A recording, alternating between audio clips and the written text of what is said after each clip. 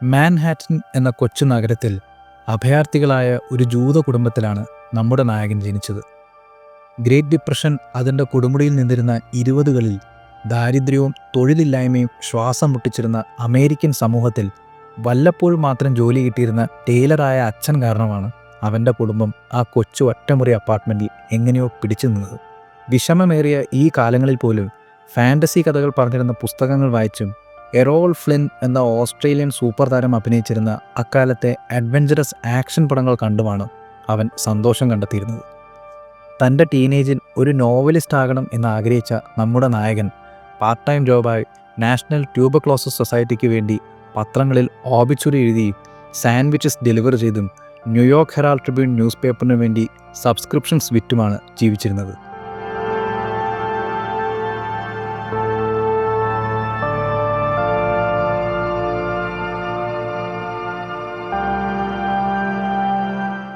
ആയിരത്തി 1939 17-ാം വയസ്സിൽ തൻ്റെ അമ്മാവൻ്റെ സഹായത്താൽ ലീ മാർട്ടിൻ ഗുഡ്മാൻ്റെ പൾപ്പ് മാഗസിൻസിൻ്റെ ടൈംലി കോമിക്സ് ഡിവിഷനിൽ അസിസ്റ്റൻ്റായി ജോലി ആരംഭിച്ചു. പക്ഷേ ഈ കാലങ്ങളിലൊന്നും എഴുതാനുള്ള അവസരം ലീക്ക് കാര്യമായി കിട്ടിയിരുന്നില്ല. സബ് എഡിറ്റേഴ്സിൻ്റെ ഓഫീസ് വൃത്തിയാക്കുന്നതും അവിടുത്തെ ഇങ്ക് ബോട്ടിൽസ് നിറയ്ക്കുന്നതും അവർക്ക് ലഞ്ച് വാങ്ങിക്കൊടുക്കുന്നതുമായിരുന്നു ലീയുടെ പ്രധാന ജോലി. ഇടയ്ക്ക് മാത്രം പ്രൂഫ് റീഡിങ്.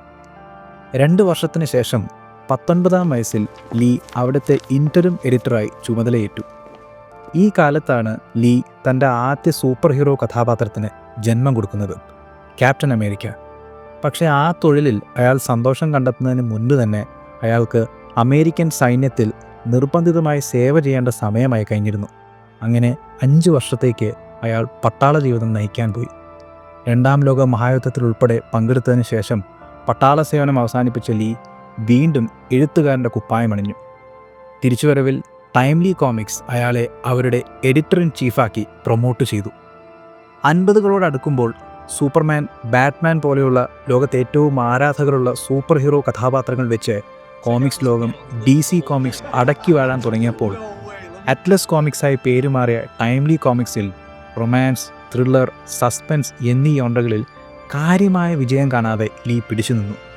തൻ്റെ കരിയറിൽ തീരെ തൃപ്തനല്ലാത്ത ലീ അങ്ങനെ ഭാര്യയുടെ നിർദ്ദേശപ്രകാരം സൂപ്പർ ഹീറോ കോമിക്സിലേക്ക് തിരിച്ചു വരാൻ തീരുമാനിച്ചു.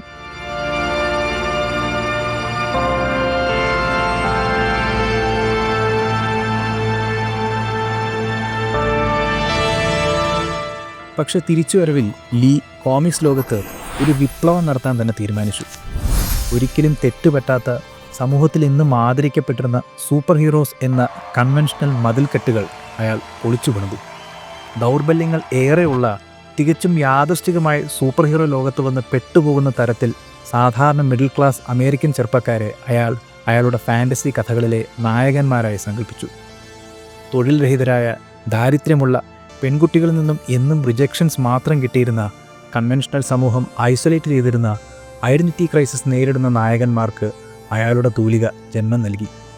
രൂപം കൊണ്ട് ദുർബലനായ മിഡിൽ ക്ലാസ്സുകാരനായ ഇൻട്രോവേർട്ട് ടീനേജർ പീറ്റർ പാർക്കർ അഥവാ സ്പൈഡർമാൻ, ബാല്യത്തിൽ ഒരു ആക്സിഡൻറ്റിൽ കാഴ്ച നഷ്ടപ്പെടുന്ന വക്കീലായ മാറ്റ് മർഡോക്ക് അഥവാ ഡെയർ ഡെവിൽ, ആംഗർ ഇഷ്യൂസുള്ള സയൻറ്റിസ്റ്റ് ബ്രൂസ് ബാനർ അഥവാ ദി ഇൻക്രെഡിബിൾ ഹൾക്ക്, സൈന്യത്തിൻ്റെ പരീക്ഷണായുധമാകാൻ വിധിക്കപ്പെട്ട ജെയിംസ് ഹോളറ്റ് എന്ന ലോഗൻ അഥവാ വൂൾവറിൻ. ഇവരിലെല്ലാം അമേരിക്കയിലെ ചെറുപ്പക്കാർ അവരെ തന്നെ കാണാൻ തുടങ്ങി. DCയുടെ മേൽക്കോയ്മയ്ക്ക് അന്ത്യം കുറിച്ചുകൊണ്ട് 60കളിൽ ആർട്ടിസ്റ്റ് ജാക്ക് കിർബിയുടെ സഹായത്താൽ അറ്റ്ലസ് കോമിക്സ് ലീ ഇന്ന് നമ്മളെല്ലാവരും ആരാധിക്കുന്ന മാർവൽ കോമിക്സ് ആക്കി മാറ്റി. സാധാരണക്കാരുടെ അസാധാരണ ഹീറോയിസം അടിസ്ഥാനമാക്കി വന്ന മാർവൽ കഥകൾ ലോകത്തെങ്ങും തരംഗം സൃഷ്ടിച്ചു. കോമിക് ബുക്സിലൂടെ നേടിയ റീച്ച് ലോകത്തെ ഏറ്റവും വലിയ പണംമാരി സിനിമകളാക്കി മാറ്റാൻ വരെ ലീക്ക് സാധിച്ചു. ഇന്ന് Harry Potter, Lord of the rings, star wars പോലെയുള്ള ബ്രാൻഡുകളെ പിന്തള്ളി ചരിത്രത്തിലെ ഏറ്റവും സക്സസ്ഫുള്ളായ ഫ്രാഞ്ചൈസായി മാറിയിരിക്കുകയാണ് മാർവൽ സിനിമാറ്റിക് യൂണിവേഴ്സ് അഥവാ MCU. ചിരവൈരാഗികളായ DC കോമിക്സ് പോലും അവരുടെ സിനിമകൾക്കായി പ്രചോദനം നേടുന്നത് MCUവിൽ നിന്നാണ്. ഈ തലത്തിലേക്കെല്ലാം അവരെ എത്തിച്ച ആ പഴയ ഇൻ്ററിം എഡിറ്റർ ഇന്ന് ജീവിച്ചിരിപ്പില്ല. പക്ഷേ അയാളുടെ അൺകൺവെൻഷണൽ നായകന്മാരിലൂടെ അയാളുടെ ഓർമ്മകളും ആശയങ്ങളും എന്നും മരണമില്ലാതെ തന്നെ നിലകൊള്ളുന്നു. ഒരു എഴുത്തുകാരൻ എന്നതിലുപരി തങ്ങളുടെ ബാല്യം മനോഹരമാക്കിയ പ്രിയപ്പെട്ട എക്സൈൽസറായി 90s കിഡ്സ് അയാളെ വാഴ്ത്തിപ്പാടുന്നു.